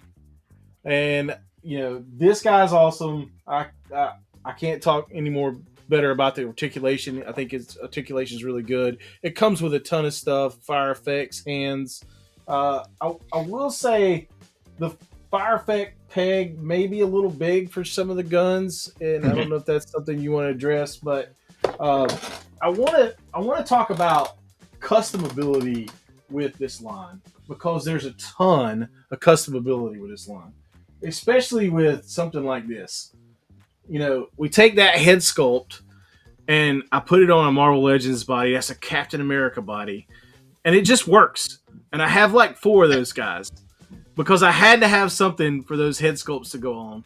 And I love it. Same thing with the Sleepwalkers. These are Hydra figures, and I added a Sleepwalker head too. So nice. The customability of these things, and then finally, I'm going to reach way back here and I'm going to grab Dracula. What's your thoughts on people making soft goods for your figures? Oh, I loved it. Yeah. That guy made an awesome kit. Yeah, that kit is freaking great. It is. It is amazing. Yeah. I really enjoyed it. I actually ordered another Dracula so I could have the original and this. We have the con exclusive stuff back there. I know it's hard to come by, but we were at the cons and got them. So I can't wait to add to this line. One other thing I want to show off is this guy. Take a vampire head, put him on a body, make a new operator. Nice. That's it. That's awesome. The modularity of the line is awesome. Oh yeah. Yeah, I love seeing the customs and stuff. So I've got another question for you before we actually let's do this. Let's go over to the giveaway. Again, type #console in the comments to get in on this one. We are giving away one of my command consoles here. Not this one. This one's just off my desk. But this is really cool. I'm excited to give it away. I hope you guys are looking forward to it. Why don't you show me some love by going ahead and entering on for this one? Let's see how many we've got already. 36 already. That's pretty awesome. This thing is super cool. He worked really hard on getting this to be a functional device. I have mine hooked up in my G.I. Joe diorama. Breaker's sitting at the console. It's his permanent station. I never turn it off. It's plugged into a USB-C port in a power source, and it never goes off. So it's in the display, permanently running at all times. Yep, and I purposefully sourced the screen for this to where it's not going to suffer from burn-in. So this is an IPS LCD screen, very bright, vivid colors, looks great. And I've had one running on my desk for over a year, 0 burn-in. Hope you guys like it. Awesome. We're at 38 people in on this already. That's awesome. But I had a question for you guys, and I don't know if you've considered this yet or not. When we were talking about the soft goods, and yes, I did the same thing. I've got my Dracula all kitted out. Have you guys considered maybe doing like an elite version of the figures where it's more of a basic buck, clothed in soft goods and, kind of like a Mezco style? Yeah, we've talked about including soft goods, but we haven't talked about doing a Mezco type figure in the line like that. I think it's an interesting idea. I think the worry I've had with soft goods is, man, Mezco does it really good. Yeah. And if you cannot do that, you should just not do it. It's kind of how I feel about it. I mean, I feel like they're the top of the game. I have a lot of them back here in the other side of the room. And so if I can do it and it feels like it works like that, I might consider doing it. So we've talked, something we've talked about, but again, so it's possible, but it's not something we're actively trying to make happen. And a lot of it has to do with a couple factors too. It's a little bit of that. It's a little bit of can we actually get it and get it right? Because that's important. Obviously, that's the most important thing. And then with those things come these higher price points. Yeah. Which we've, we have, started to dabble with the bigger figures like Kilowar again, Chatsworth and those kind of things. And so it really is like, is there an appetite for the customer to say, hey, yeah, well, I would love a Dracula in soft goods, but that's going to be, 100 something, whatever, right? Like the console, right? So it's like, it's something we think about, and it's hard to measure, out the gate. I think, like I said, Mezco's really established themselves, and people like going, well, that's the price I'm paying for something like that. Yeah. And if we can do, and whether that's this line or other lines, I'm not saying like, because we thought about it with other lines too. So it's really about that, and we're thinking about it. And I think as we get into more soft goods, like with robes and capes and other things, we'll get a better understanding if it's something like we could really do and it makes sense. Okay. Yeah. That's cool. I mean, yeah, we're big fans of Mezco and, love the soft goods figures and stuff. So it's something that, occurred to me when we were showing that off, just kind of wondered what your thoughts were on that. And I think that, it's completely valid. I hope you do go down that route, to be honest. I got my red hood today. Yeah. Oh, yeah. Got our red hood today. Yeah. Got it ordered, pre-ordered. We'll wait a year. I'm still waiting on my Nightwing. Even though the red one's out, I want the blue one, but that's part of it. Yeah. All right, guys. There's only 3 of you who have not entered at this point in time. So if you want to get in, my mouse is starting to move that way. Hashtag console in the comments. Let's go. We're going to pull the trigger on this one. This is a big one. These battlegrounds, you're not tripping. It is a soft goods cape. Yeah, let's do it. All right, who's going to pull off this win? I'm excited for whoever it is. Okay, Joe's for life. G. Sombrano. Nice. Self-proclaimed Congratulations. ambassador of greatness or whatnot. Of 118. Yeah. Now he's going to have to do 112. Yeah. All right, here we go. Here's a good one. Yeah, boy. Nice. All right. Congratulations, G. All of our socials are in the description there. Hit us up. Make sure you're subscribed. Hit us up in our Facebook group or any of the methods that we've got listed down there, and we will get that out to you. Dookie was one of the very early ones who ordered a command console, and so he digs it. I think that's saying quite a bit. I will say, if you guys haven't seen it before and are interested, I do still have some limited stock of it available up on the website, so go check it out. They are selling through. And yeah, I'm excited about the things that are coming next. So, and there were a few people that had some questions. Go watch our previous episode where we debut the command console. That will answer all your questions. Yeah, we've got a whole episode where I launched Otherworld Arsenal and talked about some of the stuff we're working on, some of the stuff around the console, and there's a bunch of reviews out too, which has really been awesome. Yeah, it's surreal seeing other reviewers that you've been following for so long, put something out that's yours. So I can't imagine what it would be like to make your own action figures. Maybe someday. Yeah, maybe. All right. So I was doing some sharing. You guys want to start a fourth, Gibby, for fun? For fun? For funsies? Yeah, you want to put up a fourth? I mean, it's October. Like a good word might be like monster for something Monster. Like that. Okay. I think I might be able to do something. One of these sitting around. Sitting around. Just unreleased, sitting around, waiting to get out. All right. I don't think anybody will be too disappointed with an eraser giveaway. All right. Bang. Type monster in the comments to win. We've got an eraser from the brand new unreleased wave. Mike is going to get that thing out super fast. I think we should hold off just a few minutes before we come back absolutely. And pull the trigger. Yeah. Make them sweat. Yep. Oh yeah. You guys got to work for this one. Yep. But we've already got some people getting going with it, so that's good. Great. That's good. All right. Where the hell was I? We've got the scenes here. All right. So I was doing some shares from Was this Joe Fest? I think it was. That was Joe Fest, Wanna. yes. Okay. Yes. Yep. They all kind of blur. Joe Fest, yes. That was probably Joe Fest, I think. Yes. Okay. Let me get back over here. Oh, yeah. Then we got Chatsworth showing up. Liking the addition of the second, what do they call that? Bandolier? Strap. What was it? Bandolier. Is that a bandolier? Bandolier, yeah.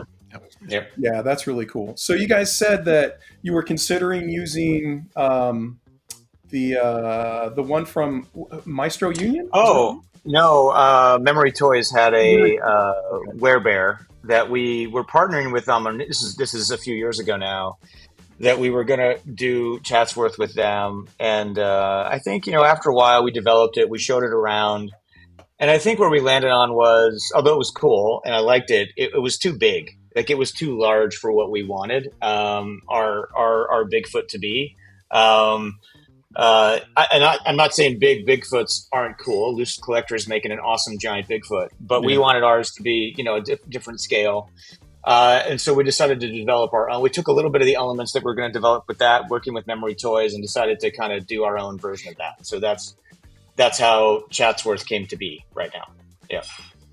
Yeah, he's cool looking, and if he walked into a Krispy Kreme donuts, he would not be disappointed. That's correct. He loves his I donuts. will say that one of the things that I love looking for in figures that he has in abundance is personality. You've got different faces that you've included with him, and just the background of having the donuts and stuff, I think kind of helped bring the character. Rambo headband is cool. Yeah, his band is. I think that was actually. That was Chris Scott's idea. I think to actually include that. It was a great idea from Chris. Kind of Rambo style. All right. Yeah. Sean said at Comic-Con, I caught Sean saying, I didn't know this, that the way they first lured Chatsworth out of the jungle was using donuts, and that's where that love for donuts came from. So nice. Yeah. All right. That's cool. That's fun backstory there. We wanted to definitely do something different with Chatsworth. We definitely wanted to, again, it's all story and character focused, everything we're doing, right? So that's the reason that you'll see some of that stuff. All right. So I did have some behind the scenes, which I thought was funny, where you were working, feverishly trying to get the coat on and everything kind of set up. And here's the debut. Looking awesome. We launched the pre-order at Joe Fest, which was great, and he's well on his way. So much like the other stuff we're talking about, like by the time we launched that, we were already in the middle of tooling, right? So we're you'll see that figure deliver before the year, before a year of its pre-order, right? So that's kind of the idea. So we're still changing some things up. I think the brown belt is going to actually turn into a tan belt and some other things. Coat. But the cool thing about this line is that like Bart Sears is back doing artwork. He's doing new cover art for the box. He's doing it. We're going to continue the comic strip idea from Monster Force into Cops and Crooks. Larry Hama wrote it, and I don't know if you know, but Larry wrote the original file cards for Cops and Crooks. Oh yeah. So Larry's writing those stories for us. So it's great to kind of bring them back into the line. We're working on the second two characters right now, as well. So we're planning to continue the line, obviously beyond just the bulletproof figure here. Isn't Beachhead's kid in this line too? Like, yes. Yeah, exactly. Yeah, that's awesome. And so we're super excited about Cops and Crooks. I think it's great. We had a good reception at Joe Fest. Did the button do this, Mike? I can't remember if this was a button thing or not. Yes, I can't remember. yes. So we have a golden button we bring to shows, and it does all different wacky stuff. And I think it launched Bulletproof at the show. The Joe Fest before, where you showed the render of it, I kind of had the first pictures out, so I was proud of that. It's awesome. Yeah, we were sitting in the panel and having a good time. So. Yeah, that's where we kind of debuted it. I think I had the #1 pre-order on the Tick that you debuted. Oh, nice. Right there, I was like, okay, Fervor, I'm getting it. Yeah, Tick was also that stupid button that does things that we don't know when it does stuff. Very mysterious. That was a toy lantern. Very mysterious. Yeah, that was toy lantern. Yeah. that mysterious button that we have that we bring to shows, and it does wacky things. It But is a very, very serious button. Yeah. yeah, so we'll bring it. We got to figure out if we're going to bring it to our next show and what's going to happen. I don't know. Mike is excited to bring it. I keep telling him, like, I'm not bringing that button anymore because it's doing stuff that I don't know what it's supposed to be doing, and we might not be ready for it. So yeah, It's almost like bringing snakes on a plane. You just don't know. yeah, you don't know what's going to happen. Yeah. All right. There's another one showing off some of the accessories that you had placed in there. Yeah. Does the briefcase open? It does open, and it. Do I have it in front of me? I don't know if I have it in front of me. But it does open, and it looks like the vintage briefcase inside. Like, so it's got the same stuff that's inside the vintage briefcase is in that when it opens. Yeah. Okay. I think this is a good question. Does Fresh Monkey and Big Bad Workshop own the Cops IP, or is it licensing? Will there be merch, T-shirts, full comics, etc.? I mean, I think again, like anything, if it's popular enough, we'll keep expanding it, right? I think it's like any of this stuff. Like it's not that we don't want to do it. We want to do it. It's a question of like, do we have like, the support, and do we think we'll be able to sell these? I mean, because the last thing we want to do is make a thing that nobody wants and nobody buys, and then that's a waste of everybody's time, including the customer. So, and it's also taking time away from other things that they might have wanted. Right. So it's like the pre-orders are really important for any line if you want it to continue and see it. Right. So we had good pre-orders for this. I think we'll get good orders when it actually releases as well. And Bart is like, I mean, he's ecstatic because this was, the original line he did at Hasbro when he was there. So he wants to create new characters. Like he's all like into it, in terms of that's cool. Different designs and stuff. So yeah, so he's super excited about it. And but yeah, so definitely see the line continue. And you might see a future character that looks like this. Come into the line. So yeah, did Trey miss it? I hope Trey missed it. I didn't miss it. Yeah, kind of saw it. Yeah. So yeah, I got the replay too.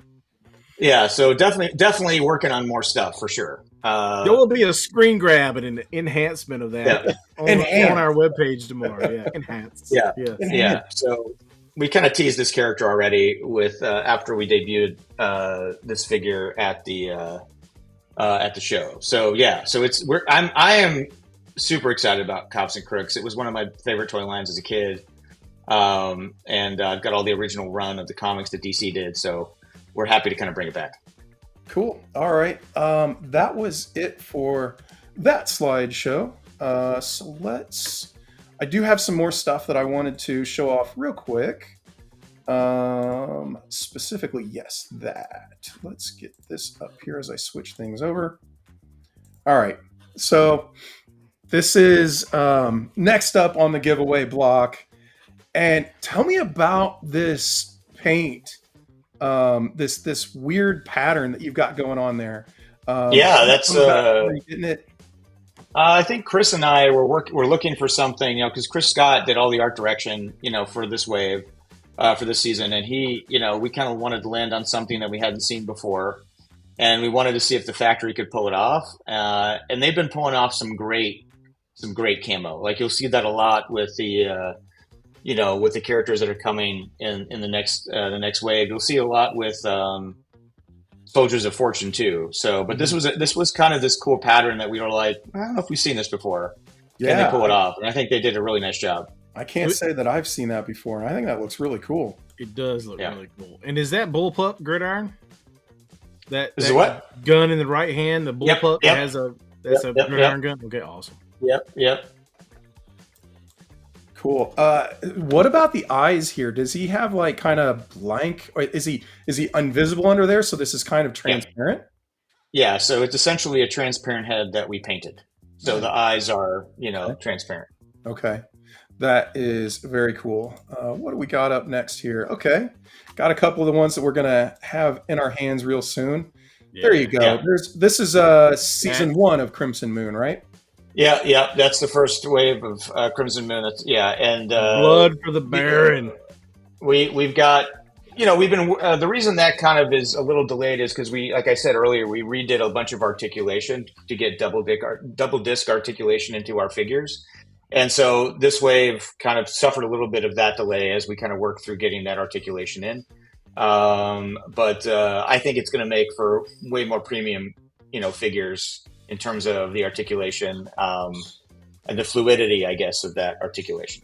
That's good to hear. I really, I personally love. I call them maybe fidget figures or some fiddle figures or something like that, where they just kind of stay on my desk. Generally, they're kind of bucks, to kind of get the best posing out of.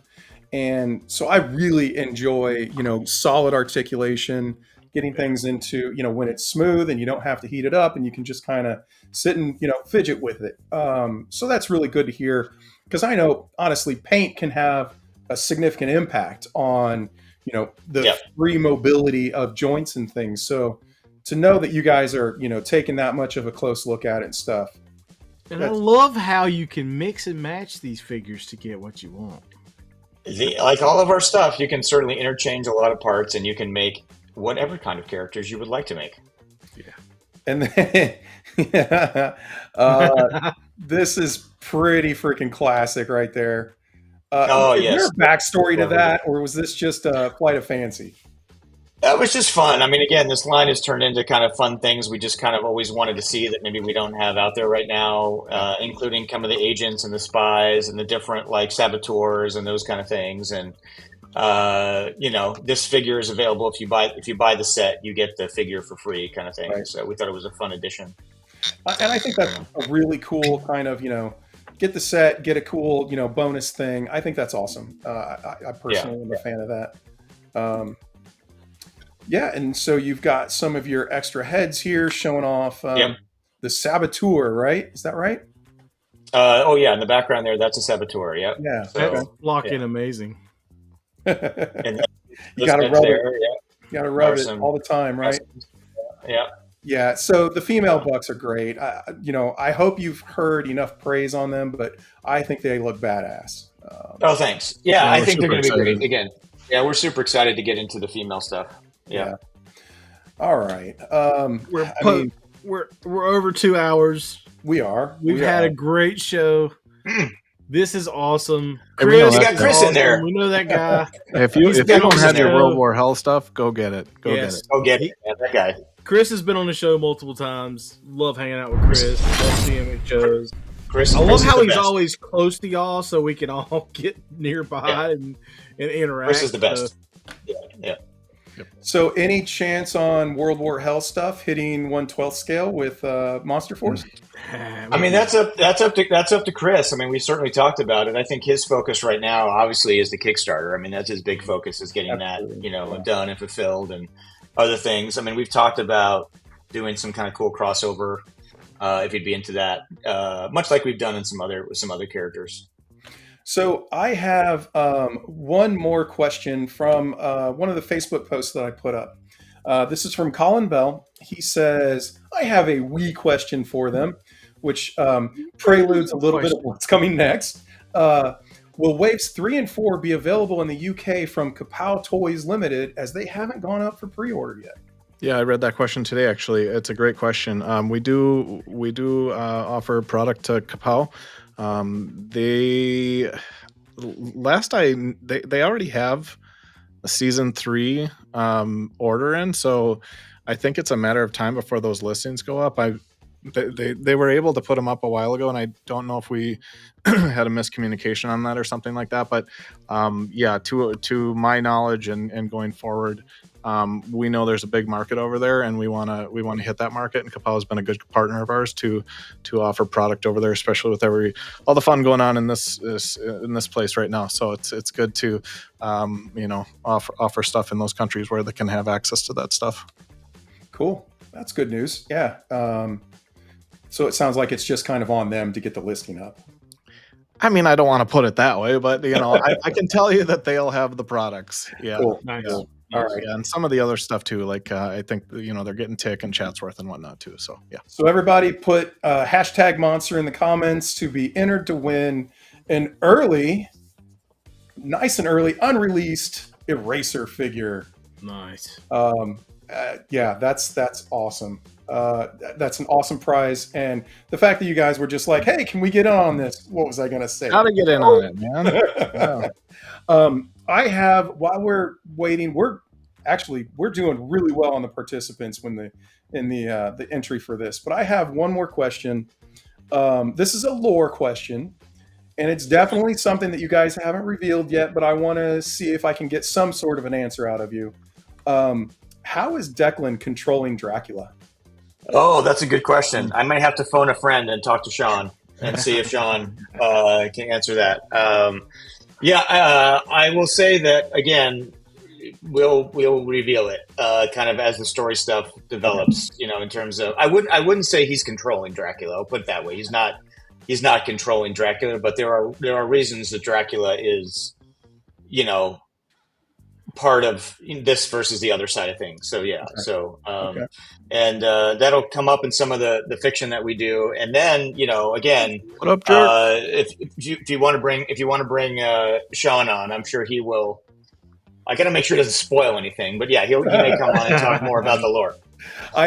We absolutely want to have Sean on. There was so much more we could have covered during this episode. We would love to have you guys back. Want to have Sean out for sure. I mean, lore is something, both Trey and I are big comic book readers and, excited to get more of the story, honestly, right now, I think we are in just a golden age with the Energon universe, Energon is awesome. As well as, the Classified and Transformers. And it even sounds like we're going to start seeing some figures from or influences from the Energon universe in figure form, which is just super cool. So I got a picture of that. I do. I have a picture of that. Well, we have tons of participants here. I think we need to pull the trigger on this. Yeah.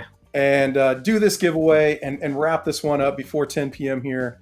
So everybody, please subscribe. We do ask that you subscribe to enter in these. We appreciate it greatly. And let's do it. All right. Take it away. Roll. Big money, no whammy. I didn't enter. Oh, I should have entered. No, we can't enter, man. Come on. We got our figure. Dave got it. All right, Dave. Dave's Empire. Dave! Congratulations. Nailed it. That tried so hard in that first one where it was just better luck next time, buddy. Hey, so this one's actually going to ship from us. So if you want to hit up our Instagram at BigBadWorkShop, just shoot me a DM, say Dave in the house, I won the thing, and send me your address or if you have a BBTS account, the email address associated with that, then I can grab it from there too. So nice. And Dave, if you don't have Instagram, hit me up. I will get with Mike. We'll get it taken care of. Yep. Yeah. Congratulations, Dave. I think that's awesome. Guys, I mean, the fact that you came on the show and were so generous and sent us some figures so we could have some things in hand to talk about. It has been an absolute pleasure. We really appreciate it. We're going to get to come back again, and we're absolutely going to try about getting Sean on. Yeah. Thanks for asking us to come on your anniversary, no less. Like that was that was awesome. So thank you. Thank you. Like that was Mike and I both felt very privileged to even be here during some exciting time like that. So thank you guys for having us on. That's cool. You are very welcome. Needless to say, very much so. Yeah. So with that one, I think we're going to go ahead and call it. GI Joe for life. Our Facebook group is just Action Figure Alliance, right? Yep, Action Figure Alliance on Facebook. Yeah, I'm not being a goober, right? Yeah, yeah. I saw one other question asking if we're going to have product at the next convention, and the answer will be yes. We will be at Legions Con. Word on the streets, there might be one more exclusive this year, so we'll probably have something that way, and then we'll have some regular product as well, given these containers are imminent. So, we'll be stocked for Legions. Awesome, sounds great. Well, everybody, thanks again. Thanks for everybody that came out, guys. Thank you. Thanks, chat. Thank you. We will see you later. Bye.